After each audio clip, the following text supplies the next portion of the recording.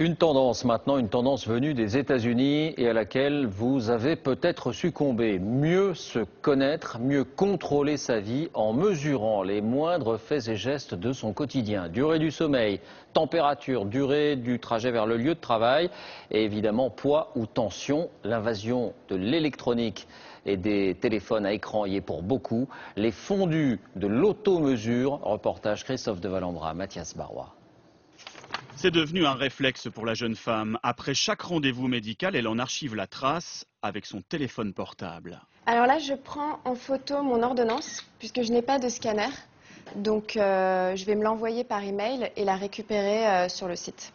Un site internet sécurisé qui est devenu son carnet de santé virtuel. Il rassemble ses résultats d'analyse, ses comptes rendus de consultation, mais pas seulement. La jeune femme y indique aussi la durée et la qualité de son sommeil, ses heures de sport, la quantité d'alcool qu'elle boit, l'évolution de son poids. Elle mesure tout ce qui concerne sa santé et son bien-être.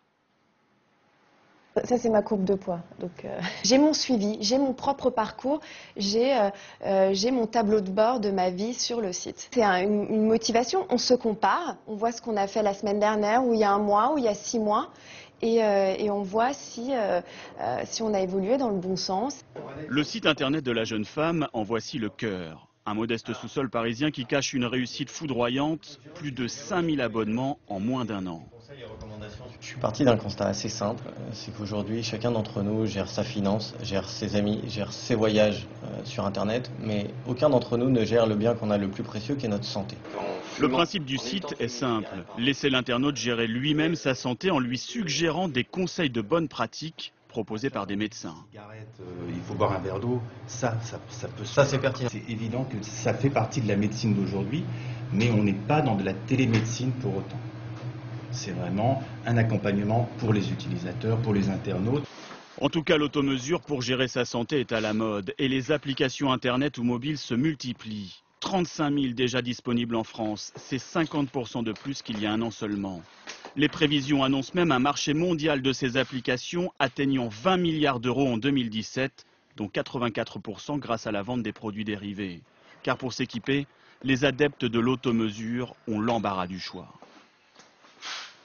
Alors j'ai un petit capteur que j'ai porté toute la journée en fait et qui m'indique que j'ai fait donc 7151 pas, donc que j'ai monté 29 étages.